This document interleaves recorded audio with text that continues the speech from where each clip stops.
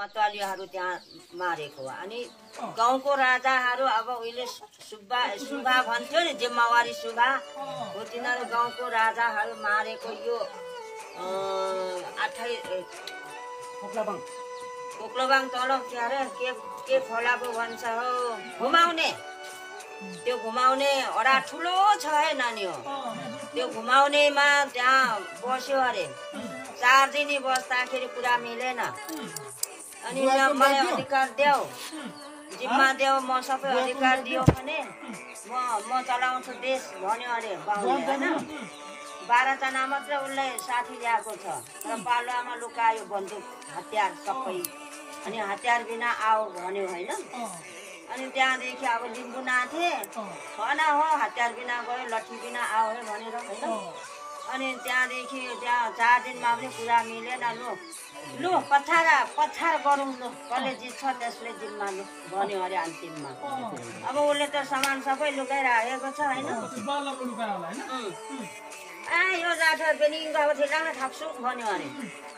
अनि एउटा उठेर गएर पछार्यो अरे, अर्को पनि गएर पछार्यो अरे। पछार ढुङ्गा माथि ठुलो छ है त्यो ढुङ्गा, च्याप्लो छ, म त पुगेछु।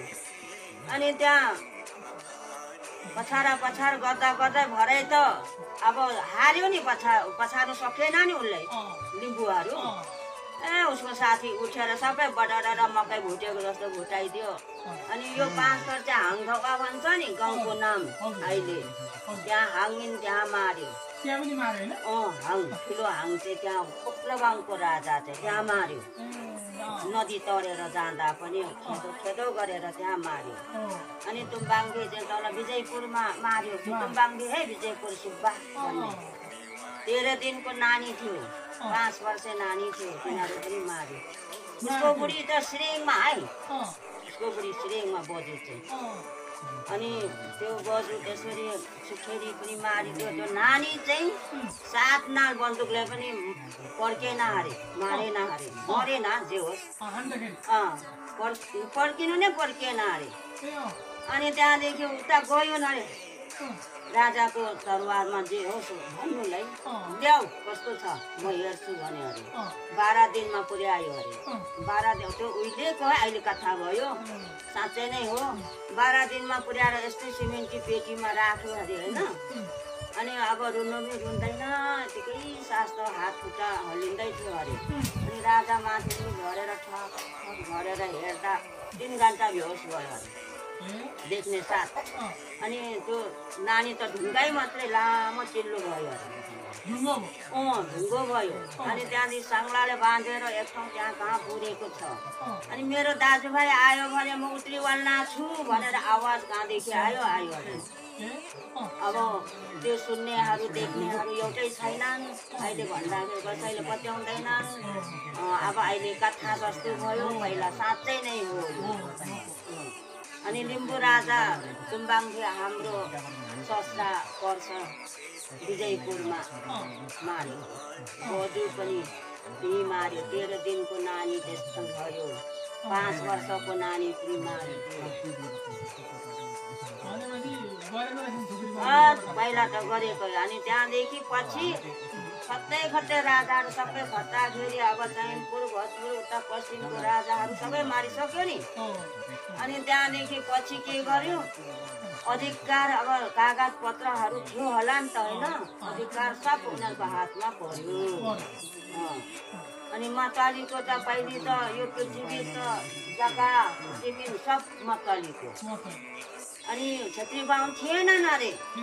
अनि ल्याएको अरे, किस्मत गर्यो अरे, भैँसी पाल्नु बाख्रा पाल्नु होइन, ल्याएर राखेको। उनीहरू राजा भइहाल्यो। आर्मी पनि राजा, पुलिस पनि राजा, पुलिसले उनीहरू नै, आर्मी पनि उनीहरू नै। मतवाली छ अफिसमा गई हेरौँ त, लिम्बूको कुरा हाम्रो भाषा बोल्नु त्यहाँ मिल्छ पाउँछ होइन। के भन्छ यो बजुले भन्छ, के भनेको देख्यौ सुन्यौ, राम्रो सुन्दा भनिदिएको कि म बुझ्दिनँ म त भन्छ। त्यसरी अस्ति एकताल गएको थियौँ त्यहाँ, नागिता के बनाउनु, एक आगाछाहरू के जाति पो बनाउनु भाताको।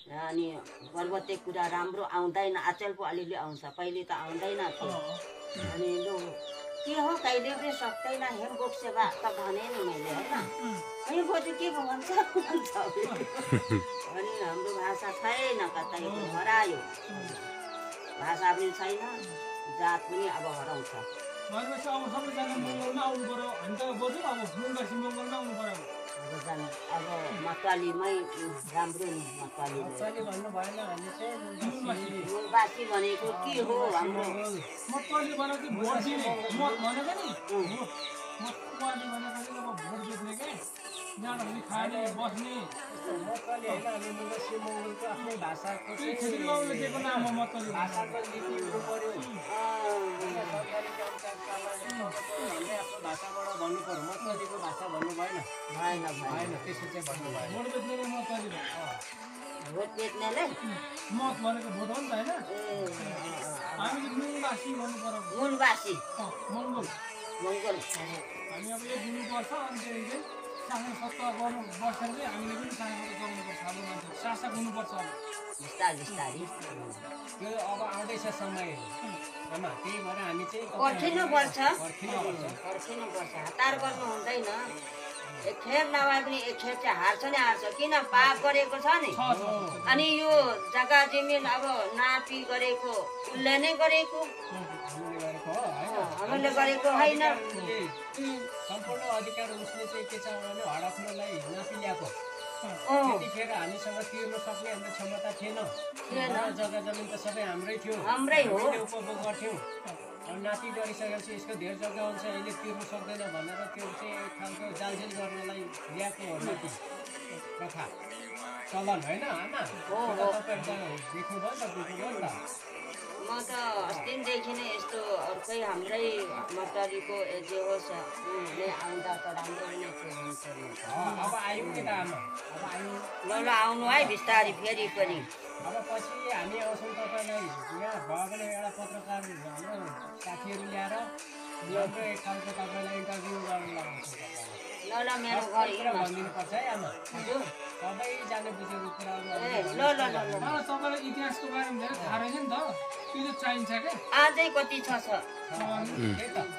यो चाहिँ तपाईँले कसरी केमा पढ्नु बाजेहरूले भनेको सुनेको ए ए ए बाजेहरूले पूजा गर्नु नजान्दाखेरि धनकुटामा जिल्ला थियो त्यतिखेर झ्यालखण्ड हजुर हजुर हजुर म सानो थिएँ हजुर खुट्टामा समाथे पुलिसले लग्यो ए नगर्दाखेरि थुप्रै छ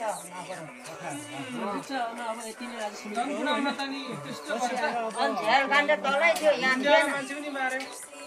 झ्यालखण्ड तलै थियो